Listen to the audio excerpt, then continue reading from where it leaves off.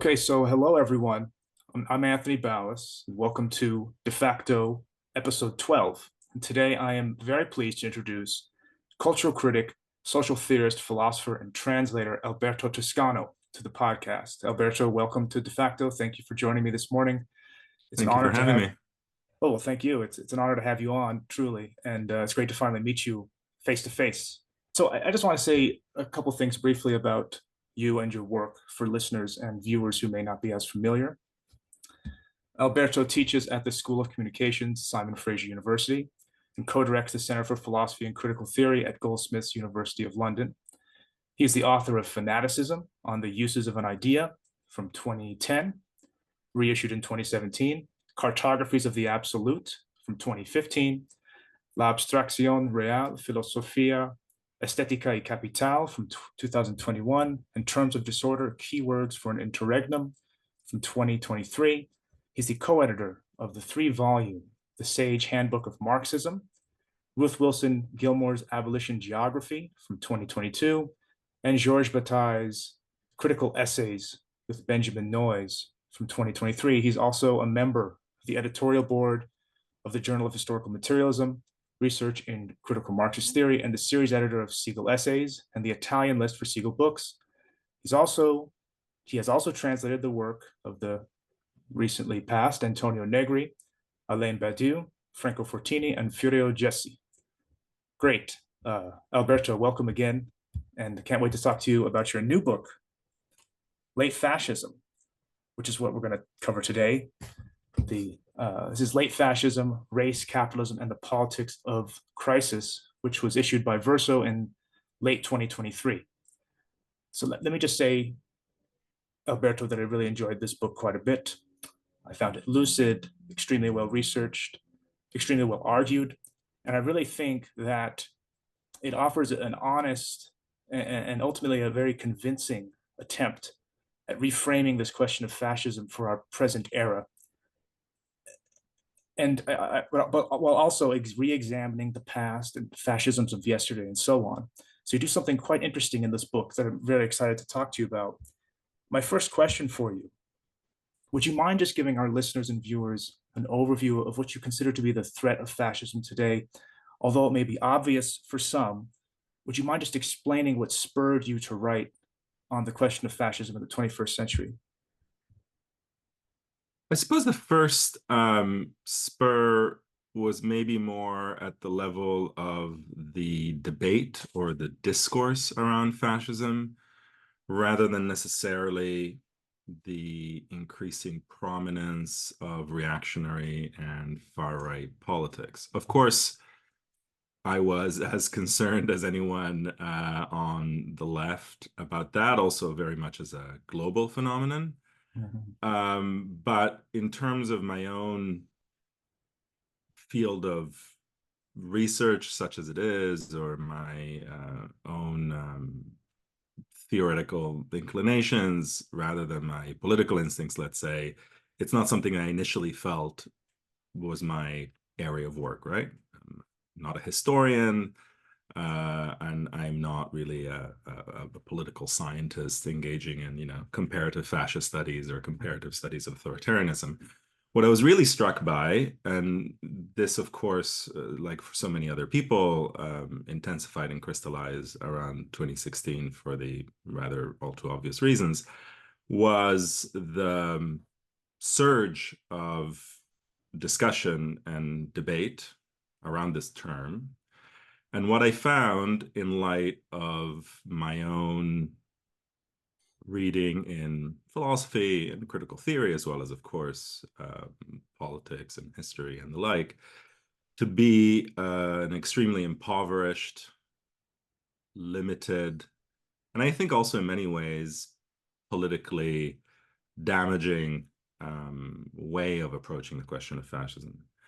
So it was a moment that of, 2016, 17, and so on, where I felt just for myself the need to revisit, in light of the present, theories of fascism that had been produced by critical and radical thinkers throughout the 20th century, and to gauge, test their ability to provide some orientation, some illumination when there was so little of it coming from mainstream discussion, especially a mainstream liberal discussion, especially a mainstream liberal North Atlantic or North American discussion in which fascism was being bandied about, but in a way that simply seemed to consolidate and legitimize the very politics that in many ways had allowed the rise of the far right, both in the US and globally.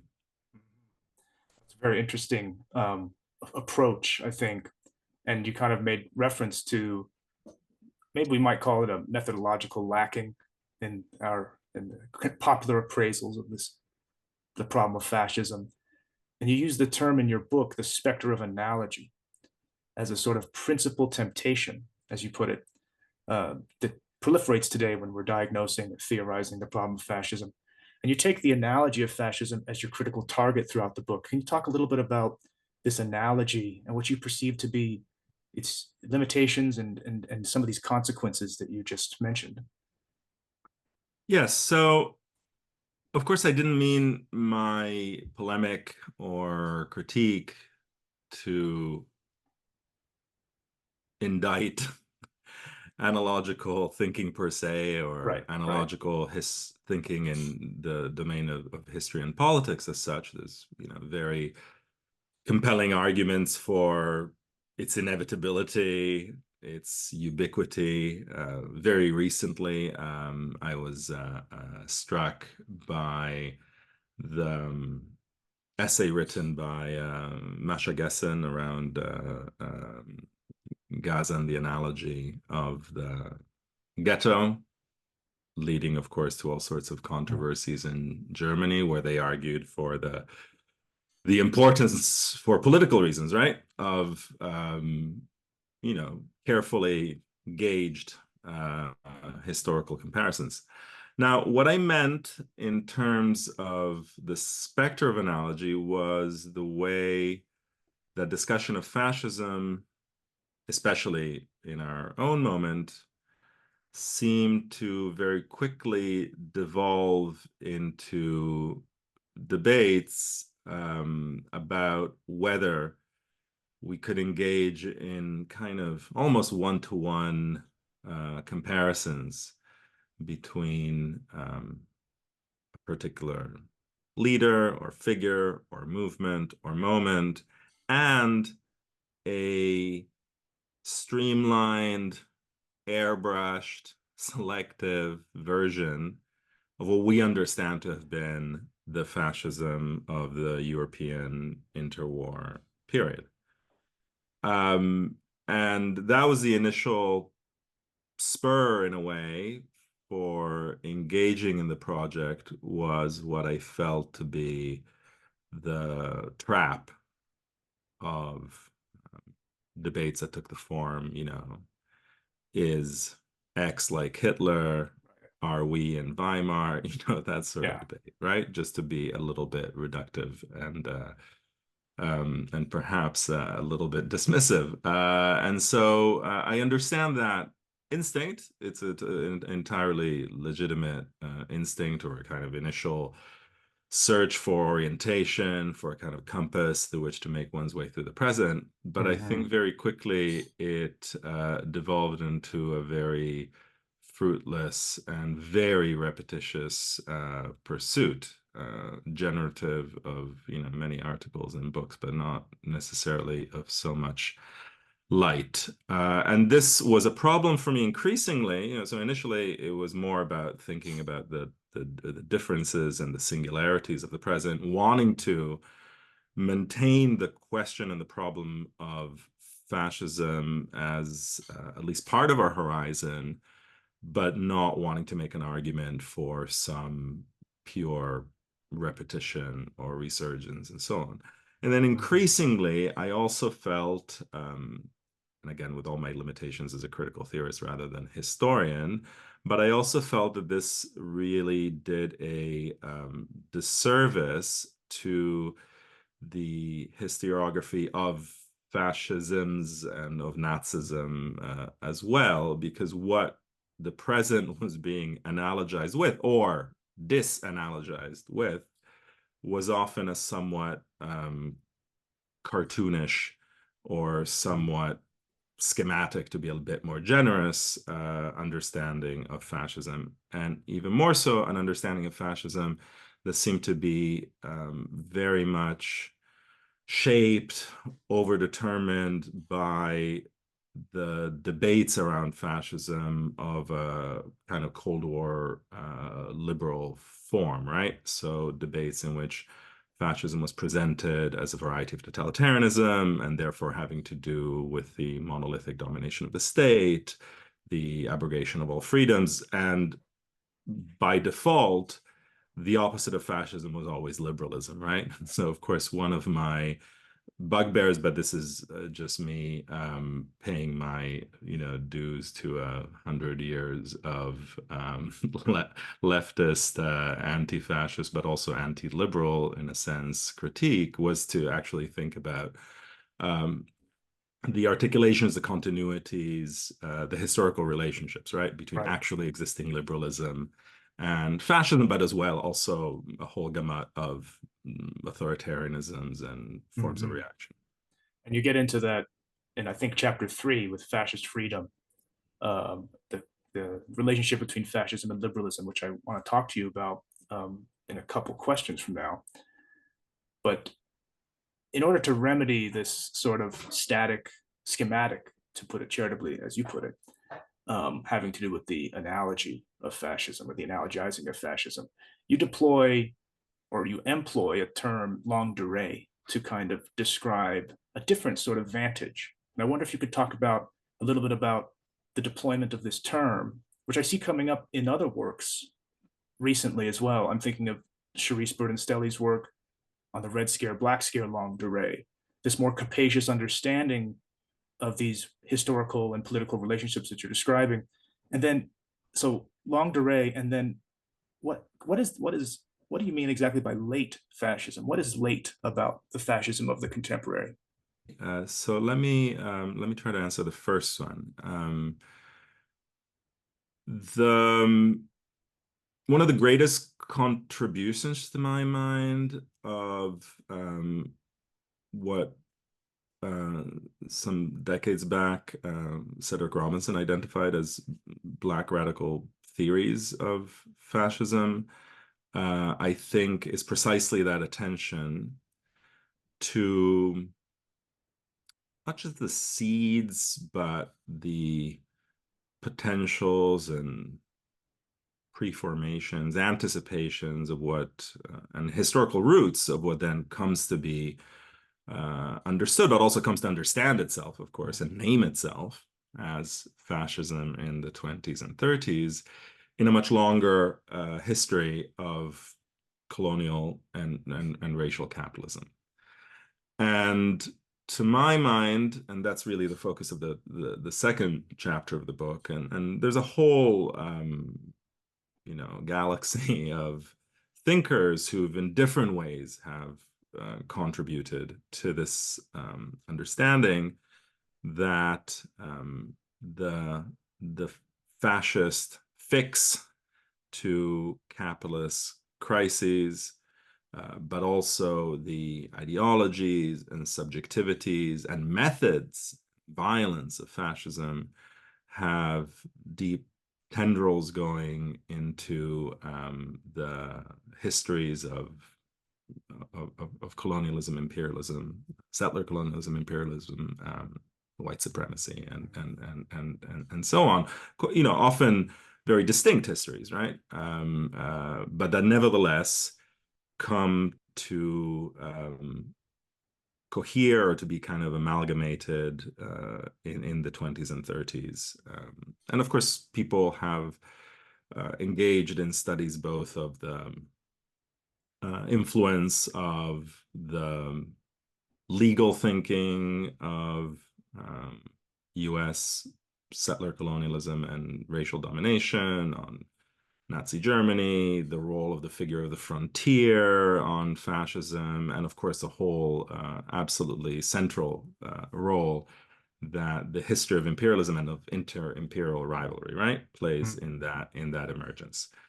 And so I think that to me was an absolutely vital element in the thinking that went into the book. I think it takes particularly this question of the longue durée takes particularly salient forms in trying to understand the question of fascism in the US context, or the question of what Baraka, riffing on Du Bois, called racial fascism.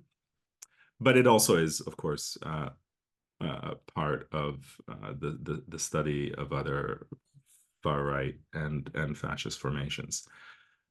So, for instance, this is not something I delved into in the book as such, but I worked on after finishing Late Fascism. I think one can take up Baraka's suggestion that Du Bois, and especially Du Bois of Black Reconstruction, is a theorist of fascism, and in some sense even take it further by seeing the ways in which he argues, actually pretty explicitly, even without necessarily using the term fascism in Black Reconstruction, that the particular forms taken by what he calls the counter-revolution of property, especially in terms of the Compromise of 1877, so-called redemption, the reaction against radical reconstruction, that this is really formative of global imperialism, right? And especially of the U.S. role within within the age of empire, so to speak, Mm. and therefore also, right, not just of the ideological, but of the kind of material genesis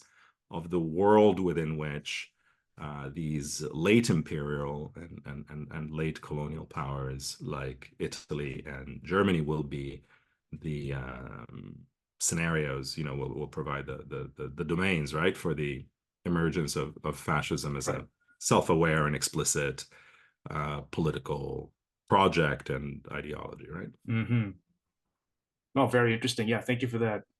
Um, and if you're interested in diving into the second part of that question, Oh, um, yes. So late fascism.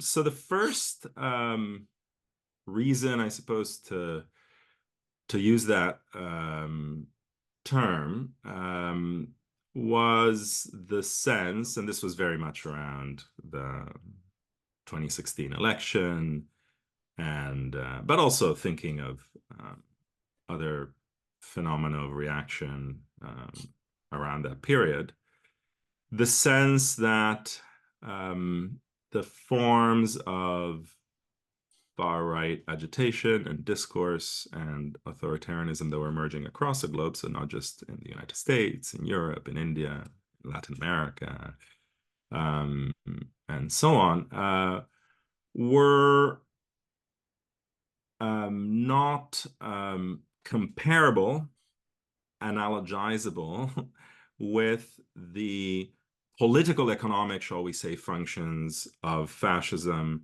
that Marxist theories of the emergence of fascism in the 20s and 30s had postulated, right? mm, So that fascism understood as this fix for capitalist crisis that right. enlisted the energies of mass politics in the interests of the violent perpetuation of the rule and dominance of finance and certain factors of industrial capital, and in furtherance of imperial aims and inter-imperial rivalries, right? That vision and that understanding didn't translate in any um, straightforward way at all Mm-hmm. into the present. None, with the complicated exception of whether we want to apply the terminology of fascism to Putin's Russia in the more recent period, but most of the formations of authoritarian regimes, or indeed governments, um, are not in the game of imperial expansion. Most of them are timid or entirely uninterested or arrayed against any change in fundamental relations of class and capital. The role of state capitalism, of course, in traditional and theories of traditional or classic fascism was, of course, nowhere to be seen for the most part. And most we have, feeble protectionist gestures of a purely electoral sort. All of Right, these right. things suggested that to me that in some sense that fascism could be conceived of or that we could name the problem of thinking fascism today in part through this kind of sort of anachronism of sorts. I mean, presence, but anachronism Right. Mm. of fascist ideologies, which at times also manifests itself in something that is very peculiar, and I think I tried to underscore in the book, is that curiously enough, movements that I do think replicate or repeat certain significant features of fascist ideology and subjectivity, et cetera, nevertheless have as their implicit or explicit point of reference a social and often racial compact that is one of the post-war period, right? Their nostalgias are not nostalgias for some kind of ancien regime. At the same time, they're not modernist projects for the creation of a new man, or they're often nostalgias for basically, at least in the West, the situation of fascisms in non-Western contexts is of a different sort, I think. But in North America and Europe, um, they're often nostalgias for a kind of white Fordism, right? Yeah. And curiously enough, therefore, nostalgias for a post-war compact that saw itself as post-fascist, right? Right. Right. So I think there's that kind of temporal irony, shall we say, Hmm. and part of that reason for thinking about lateness also came from trying to project onto our own moment some of the categories and heuristics advanced by the German philosopher Ernst Bloch in the 1930s, where he talked, I think, in ways that still remain very stimulating and insightful about the question of temporality in fascism as a question of non-contemporaneity. So in a nutshell, Bloch was arguing against the limitations of a communist or Marxist critique of fascism that didn't grasp its subjective and kind of libidinal appeal, shall we say, because it simply focused only on the question of class struggle, and therefore only really focused on industrial workers and capitalists, which Bloch presented as the two classes that actually exist in a kind of synchrony, right? They exist in antagonism, but in antagonism related to the time of capital, which is a kind of time of modernity and advance and accumulation, acceleration, or what have you. But what that critique didn't grasp was the formative function of what Bloch called non-contemporaneity or non-synchronicity or kind of unevenness of time that allowed fascism to enlist both at the material and political level, but also at the level of fantasy and psychic life and what have you, the what he called the non-synchronous people, right? The non-synchronous Right. classes, including the remnants of the peasantry, the landed gentry, and also actually the petty bourgeoisie and the kind of office clerk class, Hmm. etc.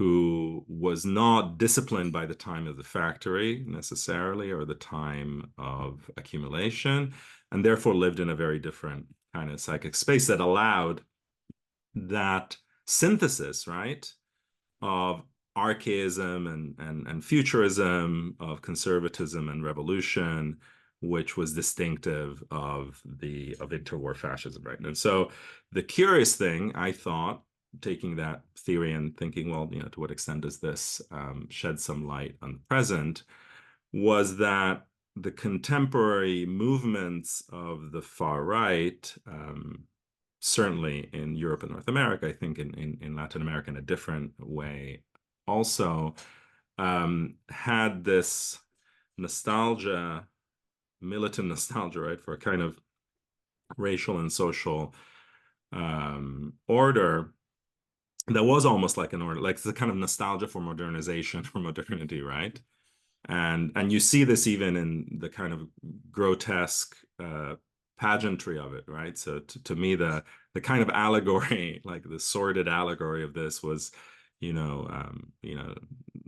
Trump signing these like anti-environmental regulation orders Sure. with a phalanx of, supposed coal miners behind Right. him, right? Mm-hmm. And that whole mode, I thought, was not just, a kind of grotesque spectacle, but I think also was indicative, right, of a peculiar formation. Mm-hmm. I think another aspect, and this might be because for other purposes, I have, for my sins, been reading rather a lot of Oswald Spengler recently.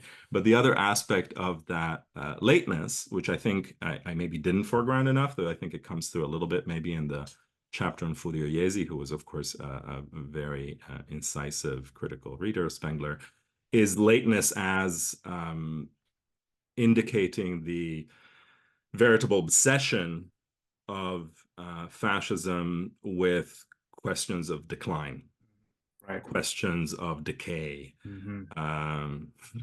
with what Trump called American carnage, right?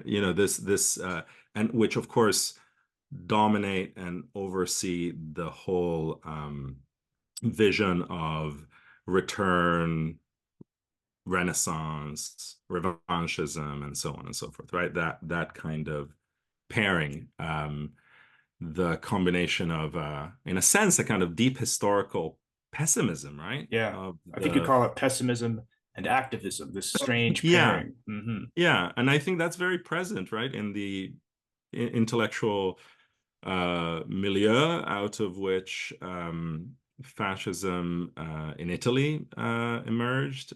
It's evident in, the writings of Mussolini. It's evident in his uses of Sorel and the critique of progress and so on and so forth.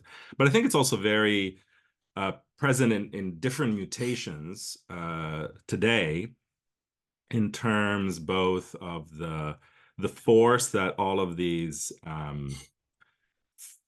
fantasy formations of, white genocide, Mm-hmm. great replacement, which of course are, almost entirely unchanged from the form that they took in Spengler or Lothrop Stoddard, or, all of these, prophets of, race suicide and civilizational death, and That et cetera, which were, that religion questioning of technique. death, right? That you touched Yeah, on. Yeah. yeah. So I think that aspect is also, of course, that might suggest, right? Another way of seeing this would, of course, or maybe even a critique of the use I make of it, would be to say, well, in some sense, which I think is true, all fascism is late, right? Like all fascism is Uh-huh. late, in part because, it's late imperial and late colonial, which is just a kind of historical Mm-hmm. fact. And it also provides, or presents, right, kind of like fixes or solutions that, aside from, warmongering and conquest, ultimately are not, stabilizable solutions to the crises of capitalism, either. So, that is also something that one can find, right, in literature and critical literature on fascism, the sense that it is, it's always linked to um, the the proposal of a project of renovation and domination that nevertheless is also always shadowed by decline and decay, and sometimes knows itself to be such. Lastly, and this is not foregrounded in the book so much, also because I think there's a lot of work on it that is much more, precise and empirically informed than mine could ever be. But I think the link between fascism and questions of climate collapse and ecology also speaks to this, right? I mean, it's impossible today to approach imaginaries or ideologies of decline as well as lived experiences, right, and fantasies thereof, without thinking of the primacy of that question, right?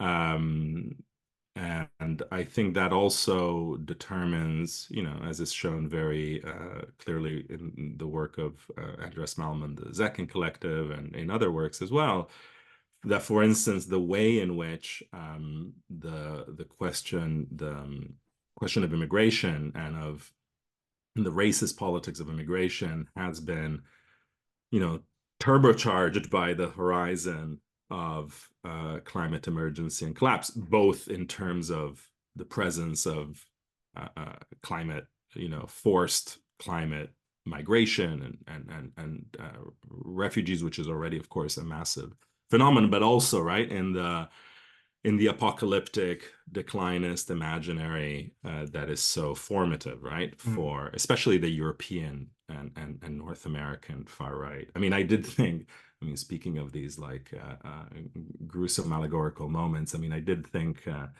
very recently that Trump's speech around the question of his dictatorial proclivities was really pretty formidable, just in kind of revealing in almost like aphoristic conciseness, like, right, the imagery and the imaginary, right, of this Are you speaking of position the where vermin and the poisoning of the no, blood? actually, I was speaking of the part where he said, I will be a dictator for a day, right? Oh, Like when he right. said, Okay. and then he said, and on that day, I will shut all the borders and drill, drill, drill. And I thought, wow, this is like such a bizarre, right?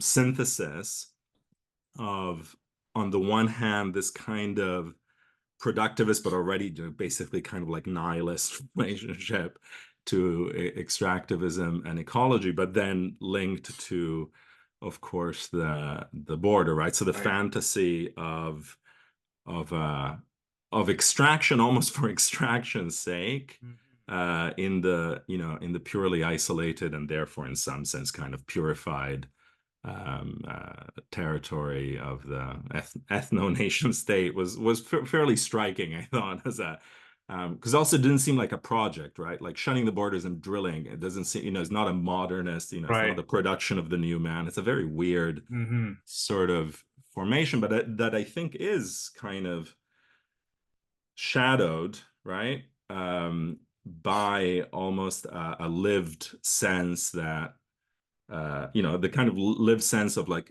peak oil and peak empire and peak America and peak whiteness, like all of those peaks have been passed. But then this is just a kind of, they're sort of formations of decline, right? And in some sense, they know themselves to be such. One of the things, though, I, of course, wouldn't treat it in any sense as, a phenomenon of fascism, but nevertheless, it's part of this kind of global reactionary political cycle. I remember at the time of the Brexit vote, which was, of course, not so distant from that of the Trump election, that there was a poll, and one of the amongst the very curious polls. I mean, one there was that apparently the highest closest correlation to whether one was going to vote for Brexit or not was whether one wanted the return or not of corporal punishment, which seemed to be very peculiar. But then the other one, which I thought was really telling, was that one of the biggest differences between those who voted for Remain and those who voted for Brexit, allegedly, according to this poll, was that the considerable majority of people who voted for Brexit thought it would make no difference. And I thought that was really kind of fascinating, right? Because this is not like the sign of a confident project of social transformation. It's this kind of form of, there's a kind of deep negativity and both pessimism and skepticism to the politics of reaction, right? And I Yeah, thought that was also, in some sense, a sign of the lateness was that hollowing out, right? Of a grounded and systematic like enthusiasm, right, for a project of revanche and domination, and instead something much less, that involved much less kind of like subjective, like kind of involvement and very little futural hope, right? Even hope in things that might horrify us, but nevertheless hope, right, right? right. Um, Is that kind of is that kind of fatalism or nihilism sort of built in? yeah, yeah, I think so. An I idea of think so. sacrifice that you write about from some of these far right figures, Yeah, and an but embrace of it, right? An embrace of like, yeah, your duty is almost to die and be okay with it. yeah, I mean, I think one of the things that I suppose I also am very persuaded by from different scholars of fascism, whether it's Poulantzas writing about the differential appeal of fascism to all sorts of different class constituencies, let's say, right? So, Poulantzas in this article on the popular impact of fascism says something like, well, of course, fascism is incoherent because its incoherence is in a sense strategic, right? It allows itself to combine different messages to different groups and then stitch these together in a way that, of course, does not make programmatic or theoretical sense, but certainly makes campaigning and political and in some sense effective sense as well, right? And so I think Mm-hmm. also when it comes to the subjective dispositions or visions that it's able to corral in, it can range right from very conservative dispositions that see in this the only hope for the reproduction of a status quo to right on the other extreme, the kind of nihilist, accelerationist, sacrificial dimension, right? And I think that's also why, much as it's very instructive and methodologically interesting, the project of articulating like the authoritarian personality today is also in some sense doomed by the very um, strategic abilities of the far right, which is of course to play across a whole seemingly incoherent or incompatible range of dispositions, right? That's why it's never really particularly convincing, right? When in order to understand the contemporary formations of the far right, one tries to find a typical subject, right? Yeah, right, They're precisely successful because they can work across, right? right. A range of these, as well as a range of interests and class positions. Mm-hmm. That's really, really insightful, and it actually helps elucidate some of those points you make in the book. And I appreciate you furthering your analysis with some of these points. I'd like to ask you by way of return, because you mentioned Cedric Robinson and you mentioned Du Bois, and you spend the second chapter kind of explicating the critique of fascism or the theory of fascism from the standpoint of the Black radical tradition, specifically in the 60s and the 70s. And one of your appraisals, and I really like this kind of formulation, the question of racial capitalism and racial domination, you write, sheds light on the nexus of fascism and democracy, which helps us to interrogate and displace the normative conviction regarding the absolute antithesis between fascist despotism and liberal democracy. I find that quite striking, and I wonder if you could explain a bit to our listeners and viewers about the importance of how these figures critically and theoretically redefined or reappraised the question of fascism, especially because you just kind of talked about those limitations of Adorno and the authoritarian personality. How do these figures redefine the static white dominant understanding of the exceptionality of intra-European fascism? Mhm. Yeah, I think we've already talked a little bit about the ways in which a Black radical, but also more broadly, third world and anti-colonial, and certainly not, U.S. centered, right? Right. Tradition of anti-fascist thought is able to extend both spatially in terms of the scope of imperial and colonial conflicts, but also temporally our understanding of fascism, right? So you find that in Padmore, you find that in Césaire, you find that in Du Bois and in a whole host of other like-minded thinkers. The other element, which I think is more germane to the question that you're posing now, is the ways in which Black radical and also you know Latinx and anti-colonial thinkers of fascism in the liberal hegemon, or at least in the so-called North or First World, etc., were able to draw on often extremely, and it should be noted, right, often extremely dogmatic, third international theories of Marxism. I mean, this is one of the funny things, right, about like working through Baraka or George Jackson, etc. That, often it's just like, it's like Georgy Dimitrov, and then they do extremely interesting things with it that actually are not really like, sort of the third international debates of the 30s, but nevertheless, right, like those are their the materials that they're using, right? A little bit like, Robin Kelly shows how interestingly emancipatory some of the most, in some sense, problematic bits of, third period social fascist communism can be, amongst Alabama sharecroppers, right? Right. In any case, one of the things that happens with that translation or transcoding of a Marxist debate from the 20s and 30s into the context of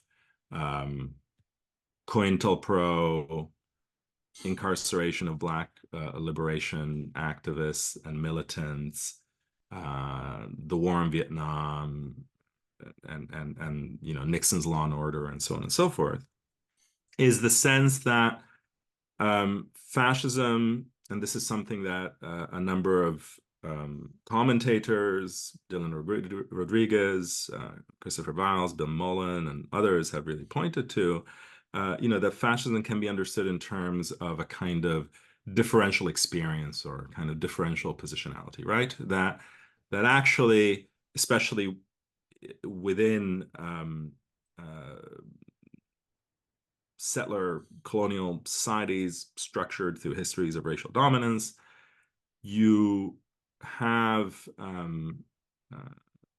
the existence of fascist methods, and you could say, right, and of fascist dispositions and potentials and subjectivities that are coeval or coexistent with liberalism, right? With liberalism, with the reality and the ideology of liberalism, right? In some sense, it's kind of screamingly obvious in terms of the history of the United States and the history of Jim Crow and the persistence, right, including to this very day, where anti-literacy laws have morphed into the anti-CRT campaign, where voter disenfranchisement has been going on for what now, 150 years. Right. So and I think this is especially clear in the writings of Angela Davis and Jackson in the late 60s, especially in the writings of Davis, and of course it links to her abolitionist trajectory as well. The sense that the formative role of racial terror, and of course of the forms of, policing and incarceration and domination that go along with it within the United States, is is what allows, right, and what demands that the question of fascism and of fascist potentials, right? Of course, Davis is still talking about potentials, unlike Jackson, right, who instead is really just using the term fascism to describe like the United States. I think that is really critical, right? Like the idea that the seemingly same space, right, can be liberalism for some and fascism for others, right? This is, of course, in some way, is a way of rethinking the realities of Jim Crow and apartheid, and and also becomes, right, an optic through which one could think, as I tried to recently, the profound limitations of, to put it kindly, of liberal Zionist critiques in Israel of the drift towards fascism, right? Where there are discussions that take place as though one weren't living in the same space as that is a space of radical subjugation, displacement, ethnic cleansing, and now genocide, right? Like, and I think that sense, and all of the work, right? Like all of the work that goes into policing and maintaining, both materially but also mentally, shall we say, or ideologically, what Domenico Lo Surdo in his counter history of liberalism called, the sacred space of liberalism, right? So, and to kind of keep disavowed or displaced or repressed everything that gives a lie to or betrays the consistency, right, of that liberal project. So I think that for me has been really crucial. So you could say, again, to kind of summarize it, that on the one hand, that the anti-colonial, especially in the 1930s and 40s, the anti-colonial critique of fascism, the Black radical critique of fascism, really foregrounds and situates European fascism within this longer history of racial domination and crisis management and imperialism. And in some ways, the 70s iteration of that critique then really foregrounds that co-presence, that contemporaneity, interlocking and overlapping, right, of liberalism and racial domination, or incipient fascism, as Davis calls it in Dialogue with Marcuse, and dominant kind of liberalism, which I think is also the reason why a lot of the more important resources for contemporary anti-fascist thought and practice come from an abolitionist tradition that really cohered in the US, right, in that crucible of the 1970s. Wow, no, that's really good. I appreciate you furthering that and explicating that more. That's a fascinating chapter 2, on racial fascism in your book. And you continue that critique of the contemporaneity between fascism and liberalism in the next chapter, called Fascist Freedom.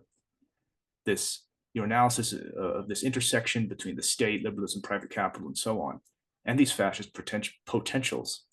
And you also talk about a little bit about neoliberalism in there. I found that a fascinating chapter, because you essentially, if I remember correctly, you locate in Mussolini this sort of thinking already. That his burgeoning form of fascism was not anti-liberalist. I found that quite striking, actually. I'm not sure if you want to talk about that. I also have questions about chapter 4, but please. Sure. Yeah, I think the book is in a sense a collection, hopefully not too episodic, and hopefully with some dialectical linkages, of a series of like theoretical political epiphanies, right? Hmm. So we've talked about some of them. Some of them came from reading Angela Davis and Du Bois. Some of them came from reading Ernst Bloch in 2016, thinking about how that related didn't relate to 1936. Another one, which, you know, I'd been aware of to some extent, but hadn't really quite gone the measure of, came from working my way through a collection put together by a very brilliant Gramsci scholar, actually, um, Fabio Fulazzini, of Mussolini's speeches from the late 1910s, or the emergence of the fascist movement, all the way to the early 1930s, I think. This was around the time of, you know, fascism's 100th birthday, so to speak. That is to say, the anniversary of the March on Rome in October 1922. So this was about a year and a half ago. And in that context, I just thought, okay, well, I'll just read um, what was Mussolini saying to his followers and so on in the period preceding and immediately following, right, the March on Rome. And one of the very striking things was the presence within these speeches, of course, of a lot of familiar fascist paeans to violence, virility, the nation, etc., but also completely unabashed promotion of liberalism. And what was basically the definition of fascism as a, you know, movement of violent national resurgence and of counter revolution and reimposition of order, that nevertheless explicitly presented market freedom as its underlying economic philosophy, and as its underlying, or as its kind of social basis, right, and almost kind of objective, right? Now, as with anything having to do with Mussolini, explicitly so, you could say this is a matter of opportunism. It was, of course, very, you know, smart and necessary to bring in liberals, conservatives, bourgeois interests, Chamber of Commerce, et cetera, et cetera.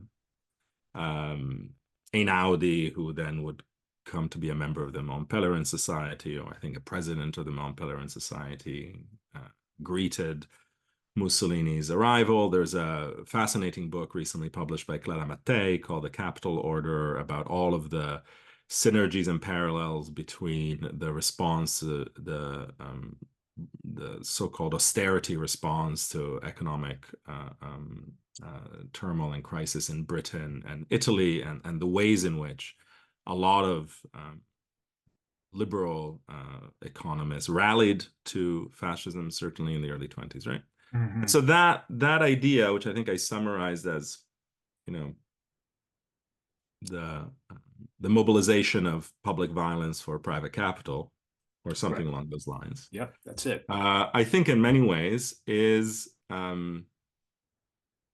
this would be the sort of provocation, right?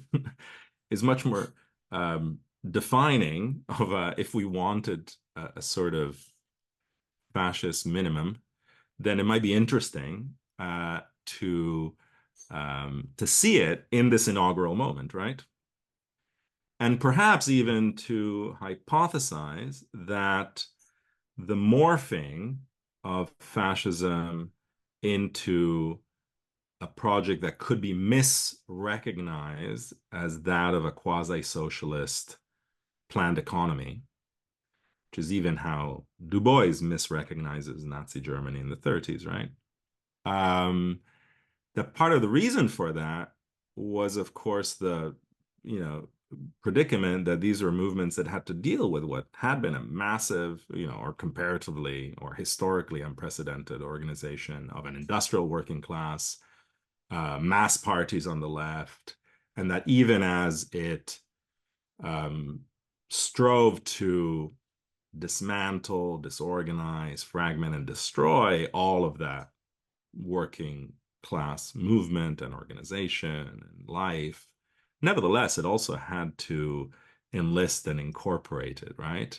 And so that in many ways, the emergence of massive programs for public employment and welfare, et cetera, you could say, well, maybe this isn't, right, the original, so to speak, intuition of the fascist movement, but in some sense, and then of course it incorporates it into its ideology. So then by the 30s, of course, fascism is, nothing outside the state, and et cetera, et cetera. But nevertheless, right, like that's something that comes later.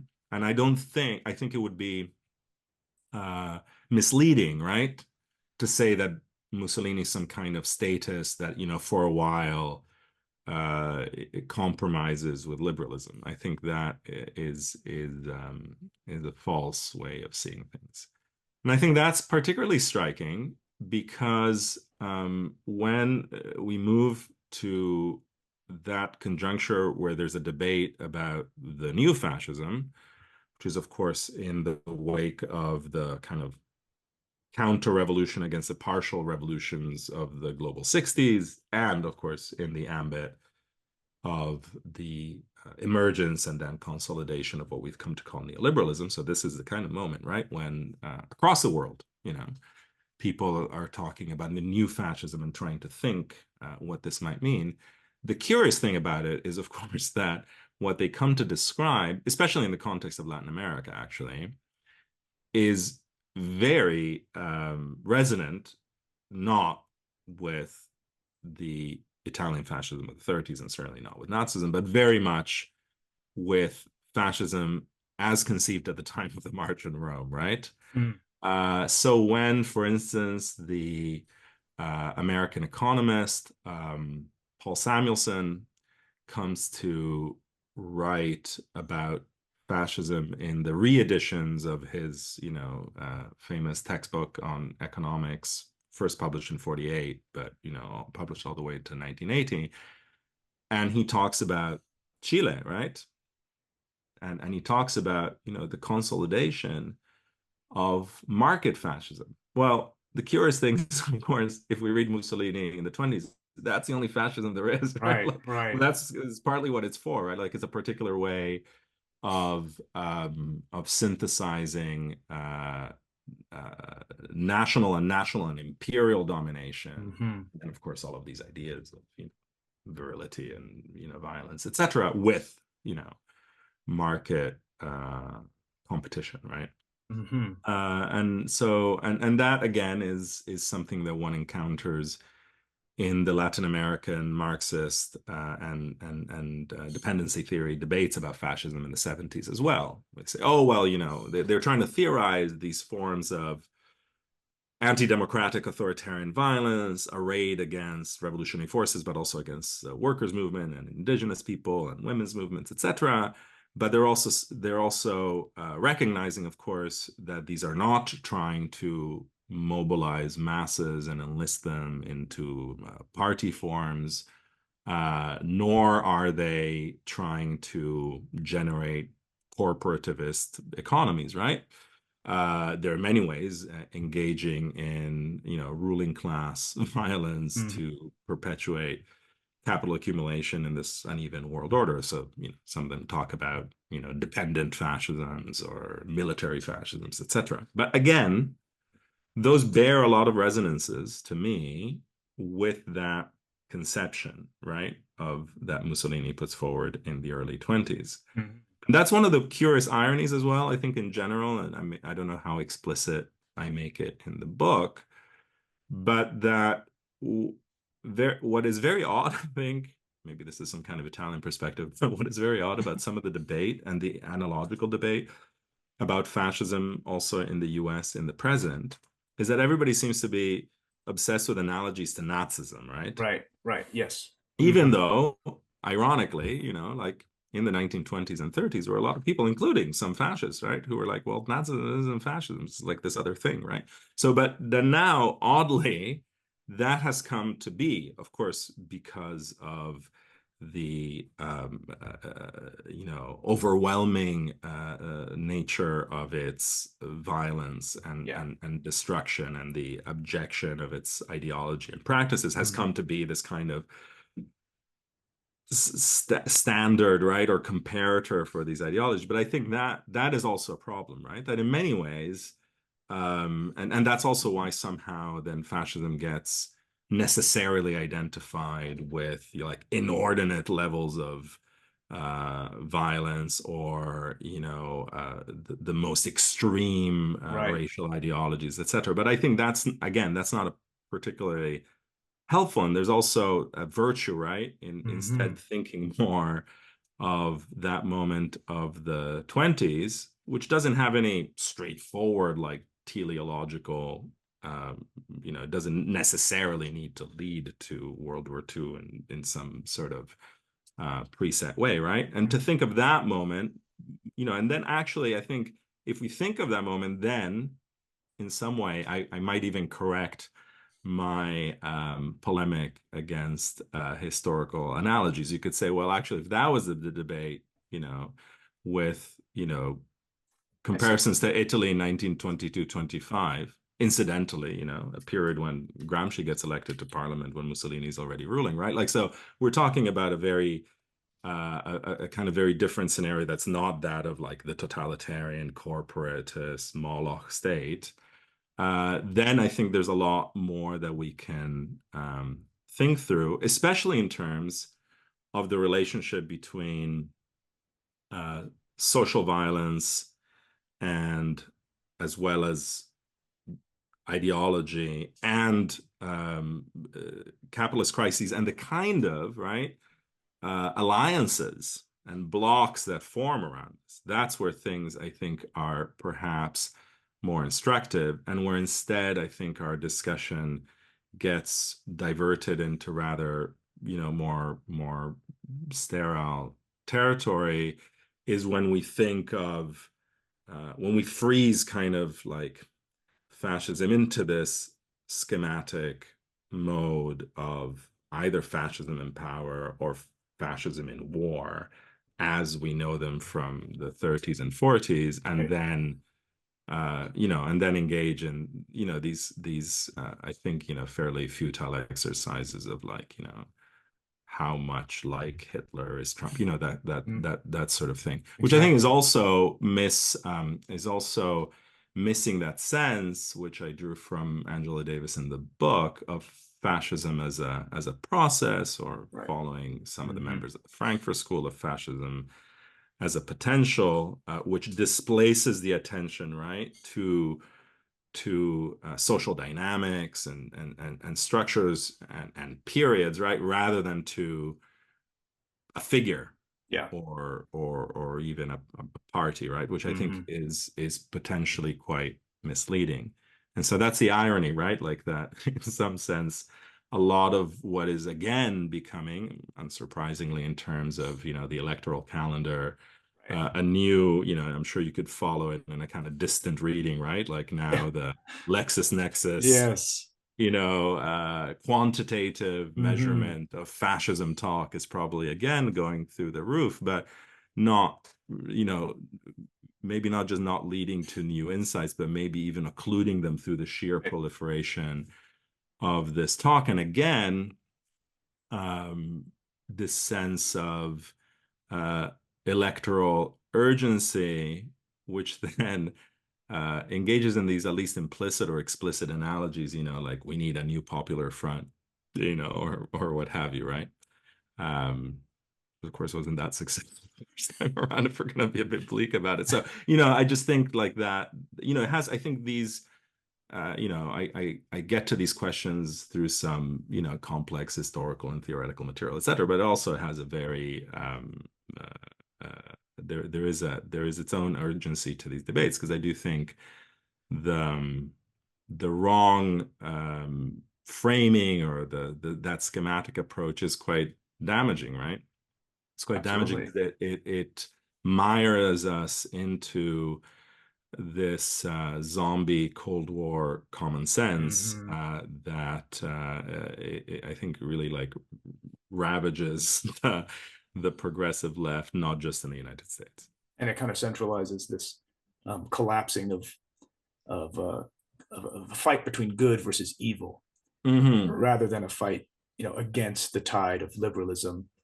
It's fascist parasite, and however you want to construe that, and that kind of systemic market violence that you're talking about, and those sorts of things. You're trying to re-centralize that sort of nuanced critique, and you do Yeah, so, I think, which quite well. which I think is not, is not meant to engage in some sort of facile collapsing, right? Of like representative liberal democracies and Right. fascism, right? Hmm. But it is at least suggesting that we should think in a more historical, in a more processual, in a Hmm. more materialist sense, not least because the processes, the structures, the interests, right, that underlie the more spectacular or Hmm. discursive dimensions of the phenomena that lead us to talk about fascism, right, are have a much longer kind of history and staying power, right? And Hmm. I think, this is also a moment um, because of the war on Gaza and the war on Palestinian people today, that you can see like in often really disturbing ways, certainly in the, pre-electoral US context, the serious damage, right? Yeah. That the idea of the reduction of fascism to its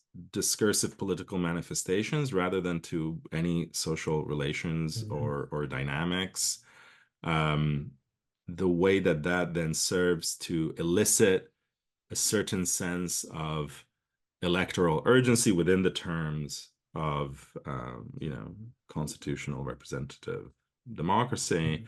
and therefore to silence, even censor, um, any like properly critical perspectives, right? Right. And I think that's the other dimension that we, maybe haven't discussed enough, and maybe I didn't even foreground enough, is like how deeply entangled late fascism, you could say in different ways, fascism already is to um, electoral politics, Hmm. right?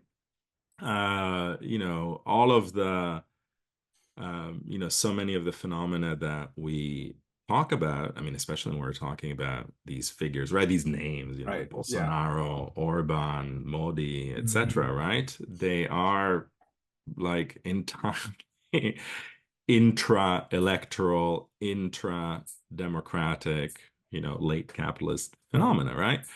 And I think then retaining the opposition within those parameters, not that one should just like ignore the electoral dimension Right. or what have you, Hmm. is I think is also deeply damaging and becomes like grotesque or even offensive today when you have these discussions like, oh no, you know we can't talk about genocide in Gaza because that will allow for the rise of Right. fascism in the US. And people Yeah. actually say these things, which are just, Hmm. sort of bewildering, right? And almost disarming Right.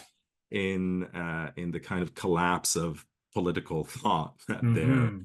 that they're manifesting, right? So I think there is, I think these things do matter, right? And I think if I've even made a minor contribution to at least directing people towards some antidotes and antibodies to ways of thinking that I think can do a lot of damage, especially to, left-wing, progressive, or whatever you want to call it, organizing and thinking, then then I'll be more than pleased with myself for what it's worth.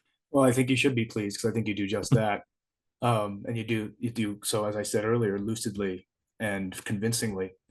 I just wanted to make sure because we're kind of approaching an hour and 15. I have a few more questions, but I don't want to take up all your time today. What do you think you have time for a couple more? Sure, I can go for another, let's say 20. Perfect. Okay, good.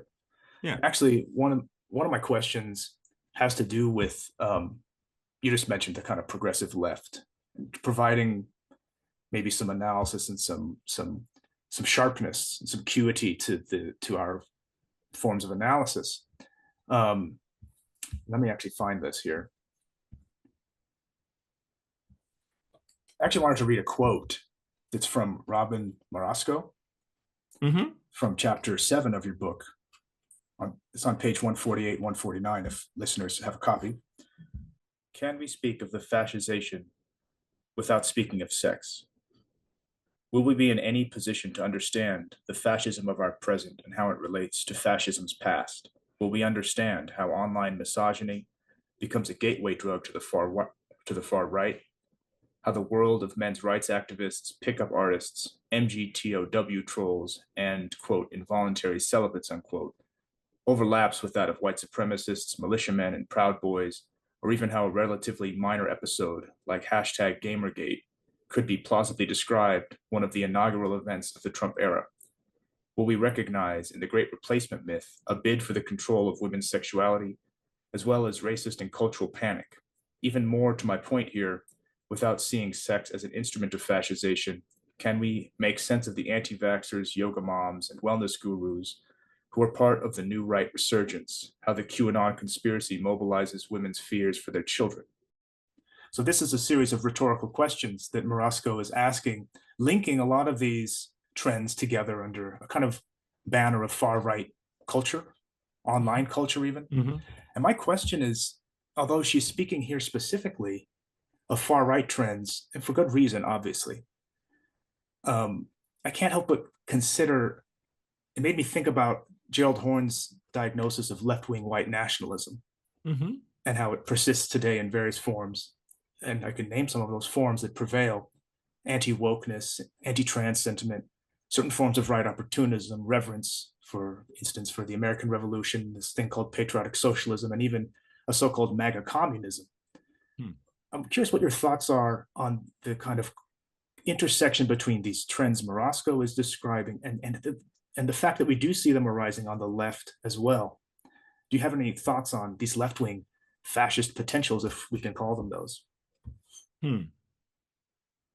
Yeah, I don't have any particular kind of um, empirical insight, partly because of a certain aversion to the online ethnography that would be required to properly classify and taxonomize this somewhat wretched fauna of positions. So, the book is And I also, forgive yeah, me, yeah. please, for No, no, no. you I mean, know. the book is also a testament to my yeah, my barely concealed preference for reading, yeah, reading Spengler rather than watching Alex Jones videos, to put it very crudely.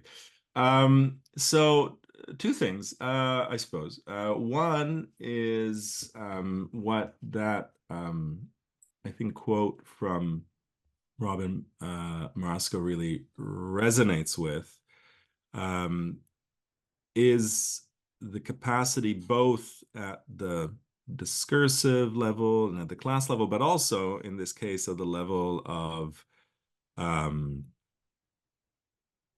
sexuality and of the domestic and intimate and psychic sphere of reactionary and far-right movements to serve as magnets and catalysts for seemingly extremely incompatible or indeed even incoherent formations, right? And I think that in part is, I think for some, to some extent for me as well, the kind of, you know, enigma, the Trump enigma of sorts, right?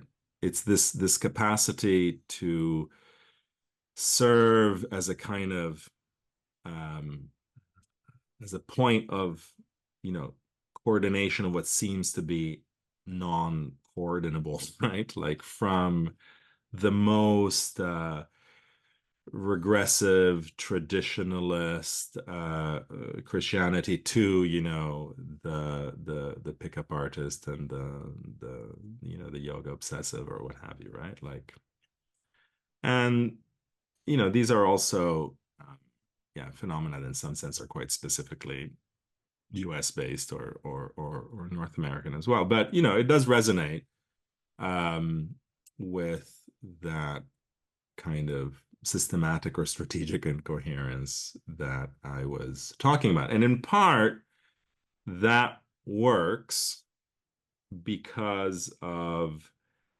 a seemingly floating or vague, but nevertheless very effective vision of a kind of enemy figure, right? Like the creation of another, many-headed hydra, right? Which somehow combines the financial elite or Marjorie Taylor Greene's Jewish space lasers or Right, what have right. you Hmm. with the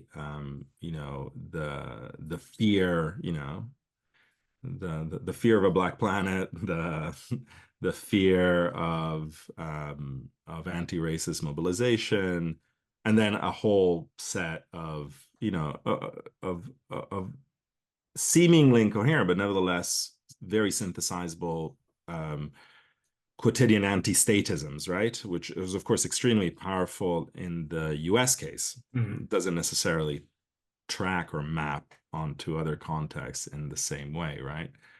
And so I think one could say that there is there is also um, there is also a way in which this feeds off a kind of American ideology, right?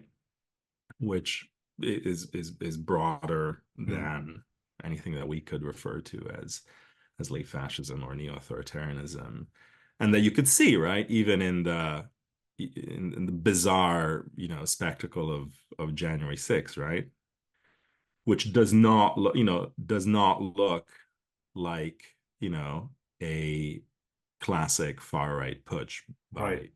by either European or Latin American or their standards, right? In part because of this, right? In part Hmm. because it was also like the visible, presence, including the shaman, the random people walking Right. around, the cops attacking other kind of non-duty cops attacking on duty, etc. Right? Hmm. People who'd voted for Obama, like Ashley Babbitt or whatever. Right? Like that's like a whole, and I think that yeah, that's difficult to it's difficult to analyze because there's something extremely amorphous about it in some way.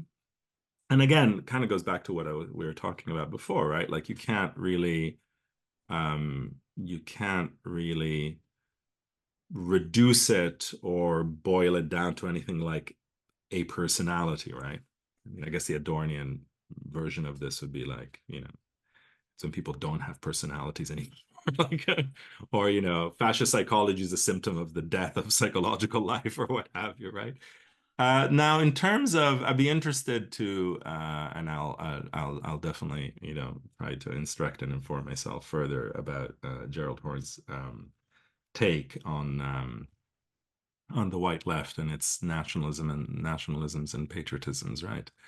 I do think there definitely is a not just a potential, right? But there is a trajectory, we could say, um, that has led, is leading, could lead many on the so-called left to take very reactionary positions, not necessarily ones that we need to call fascist, but nevertheless reactionary positions in terms of the projection of anti-racism, trans politics, you know, gender and sexual liberation politics as a threat, right, to the supposed coherence and the supposed projects of, you know, of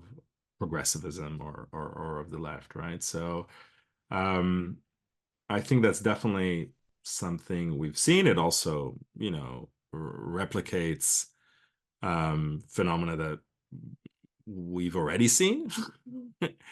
There is a somewhat repetitious structure of renegacy.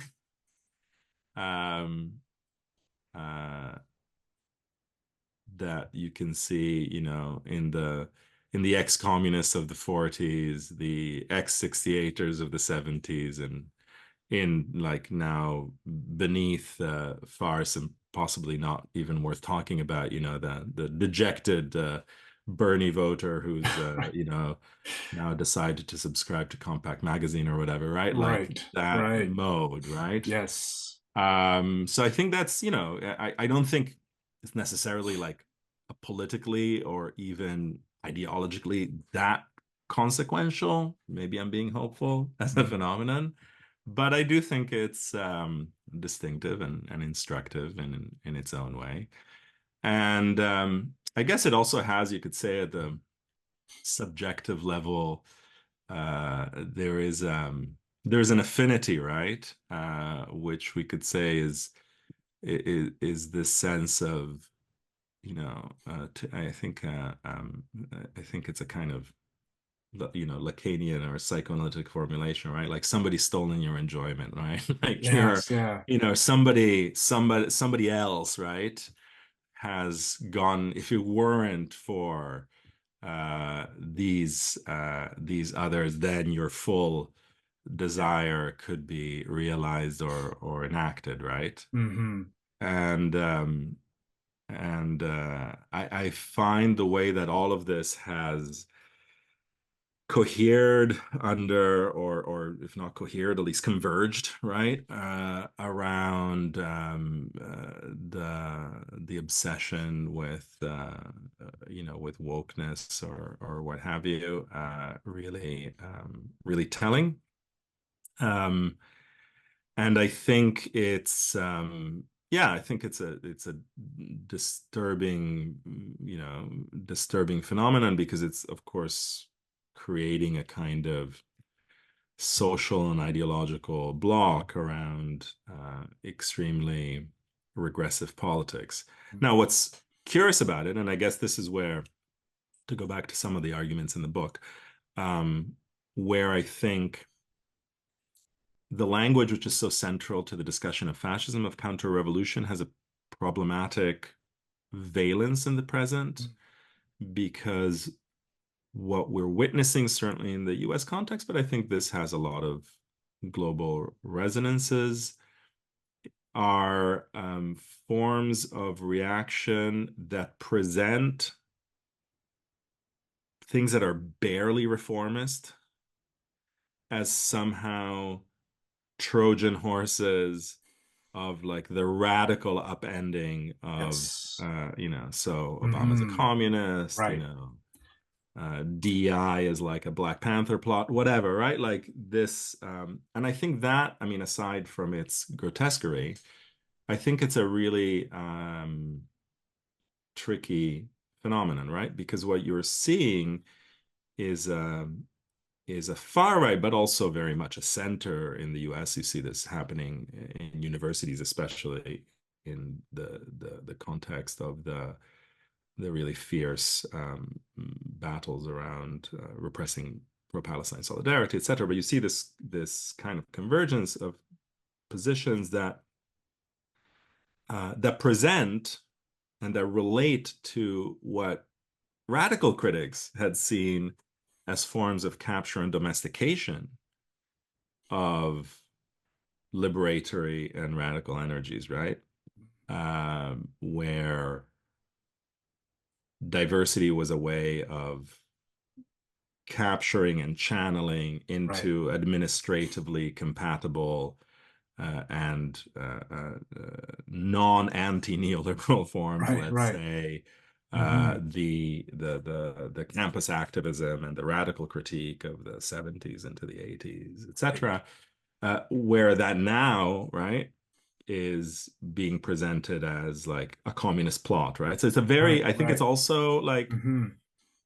both analytically but also tactically a very tricky situation to find oneself in, right? It's not, you know, it's by no means an unprecedented one. I mean, you can think of the ways in which, roughly speaking, schematically speaking, right, debates around the welfare state took the same form, right? Like radical leftists treated it as a way of domesticating and diverting and co-opting energies directed towards workers self-emancipation, but then of course one is also enlisted you know in defending, because the domesticated liberatory energy is still preferable, one might argue, also in a material way, Yes. right, Hmm. to its obliteration Hmm. for the sake of an entirely reactionary and revanchist politics, right? Right. But it's tricky, right? Yeah. It's tricky because you're not defending that, right? Right. Like Yes. or you're defending that only in a tactical and not in a strategic sense, because that is not what you wanted, right? Or Hmm. that was not the end point, right? Or there's a wonderful phrase from a poem by Shelley, or an essay, unpublished essay by the poet Shelley, where he talks about reforms as you know uh, trophies of our struggle planted on our enemy's land, right? Like, and in some sense, that's the issue that one is confronted with. Mm. And I think a lot of the really misleading and damaging and reductive discussion amongst people who see themselves on the left about wokeness has an entirely like undialectical and unpolitical and non-materialist understanding of how these Yes. things developed, right? And that it's possible, you know, to walk and chew gum, so to speak, like it's Right. Right. possible to both be uh, a critic and also an unsparing critic of the ways in which radical challenges and claims to liberation have been channeled, domesticated, administered, and managed, whilst also seeing the attack on them for what it is, right? Exactly. And also the attack on them as a proxy for snuffing out any form of radical challenge. And Yes. this is really, Hmm. this was, really evident in the whole, Claudine Gay affair and all of this, right? That we, Yes. we're in the end, what is really being targeted most, violently, and in some sense, unfortunately, quite effectively in certain domains is properly radical Right. activism. Yes. Hmm. Um, and but that's being done through, right, the you know monstering of these supposed uh, complicit elites, right? Right. And I think that's what, and that is also very crucial, right? Again, to these, late fascist formations, so to speak, is that they require, as all movements of the reactionary far right have historically required, also the figure of the bad elite, right? Hmm. The figure of Yes. the elite conspiracy. And at times, in fact, that's more emphasized, right? So Mm. like it's and at times the blame is levied at not so much, at least explicitly, right? Like not so much on the activists or the, proto-revolutionaries or whatever, but on the mismanagement of the bad elites and bad administrators, right? That's how it's presented. And these, when these, these donor insurgencies, right? When they're, what have you done to this university? I've given hundreds of, millions with all of your courses about decolonization. How dare you? I will now Right. come in and tell you how to do this properly. And that's also like, I guess one of the things that's difficult to gauge on our side, so to speak, right? Is how much the intensity of these campaigns is driven by a sense of a real threat, right? So that the theory, right, of preventive counter-revolution, right? This term that Davis and Marcuse recover, that was already present in the work of the Italian anarchist Luigi Fabbri in the early 1920s. That anticipatory sense, right? That we need a preventive kind of counterinsurgency. This could get risky, right? Yeah. So therefore, we Hmm. must cut it off at the root. Right. And I don't know, right? Like I can't quite gauge to what extent that is what is animating, and to what extent instead you could say there's also a way in which cynically um, the attack within the domain of education and elsewhere, the attack on the supposed, like liberal elites, etc., also just has a straightforward, like you don't do mass mobilization, but you do mass politics, right? And especially when you're able to, find racialized liberal elites and women of color even better for your base. Like there's a very cynical way of of turning that into presenting your political project, which is of course again the project for the furtherance and intensification of the domination of private capital, or Hmm. else the Heritage Foundation wouldn't be writing Project 2025 or your transition program, etc., and the Koch Exactly. brothers wouldn't be like full square behind you, and Bill Hmm. Ackman and whatever.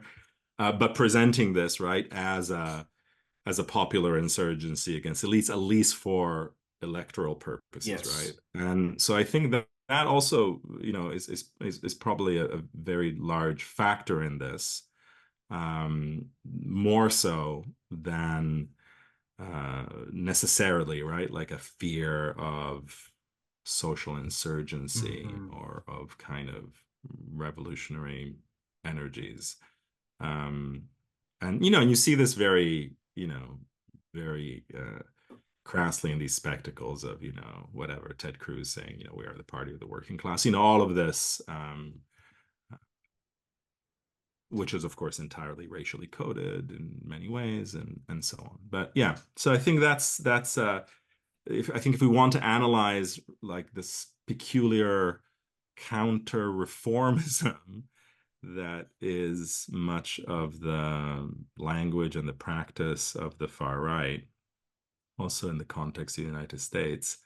I think we have to think both, right? The ways that it does respond to a felt menace. I mean, especially if you think of the George Floyd rebellion and so on. I mean, these are not, Yeah. this is not a minor, it is not experienced as a minor threat at all. Or But trans issues, right? yeah, Because as you put it in the book, there's this perception that the decline of the West is gender trouble, yeah, right?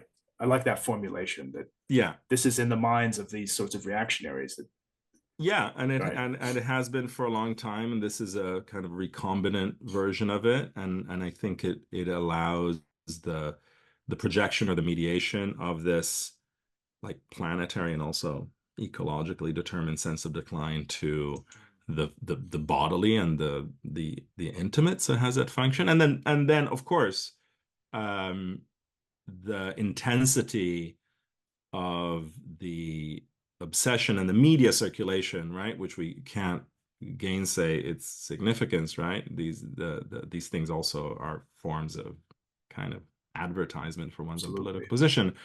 The intensity and the excess of this is also partly a function of how socially or economically ineffectual, inane the political projects are for their base, right? Like they're not, in the end, they're not really offering anything. I mean, that's also kind of staggering, right? Like they're not even, it's not even clear that there's an argument for the material betterment, even Right. the racially preferential and exclusivist betterment, right? That doesn't necessarily manifest itself. Like there's not that much of a promise, right? Of It's more coded and veiled, right?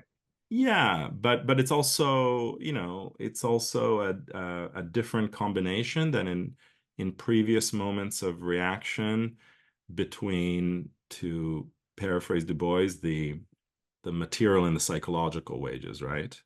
I mean, this is like massive inflation of the psychological, like there's Right. nothing but psychological, and it's Wow. kind of relentless, right?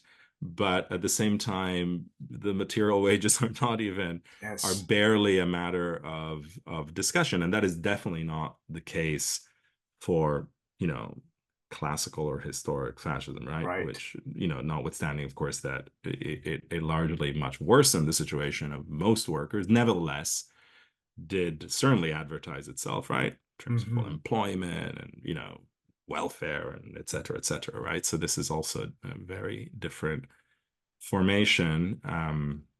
Yeah, where I think this kind of exorbitant exorbitant presence of these superstructural or like fantasy or libidinal questions, Yes. right? Is also symptomatic of like a real shiftlessness or like a, really change everything at the level at that kind of symbolic Yes. representational level to change absolutely nothing or just to, Right. or to further those dynamics of expropriation and exploitation that are like the daily life, including, right, for the vast majority of the people who are enlisted by Exactly. and vote for these projects, right? Yes. Wow. No, that's a really fascinating explication. Thank you so much for that wonderful answer. Well, this was great, Alberto. Thank you so much for joining me today and talking about your wonderful book, which if you can't tell by now, I endorse this book, and you should definitely get a copy and read it. Um, it's really insightful. You combine together and you find these dialectical connections that are very surprising, and you do have these epiphanies from time to time that are most surprising. Some of which we didn't have time to talk to today, but maybe I'll follow up with you in an email. Alberto, maybe we can talk about terms of disorder in the next couple months. Sure, happy to. Okay, And thanks so much for a really interesting conversation, Ethan. great. Okay, take Okay. care. Yeah, take care of yourself. Bye bye.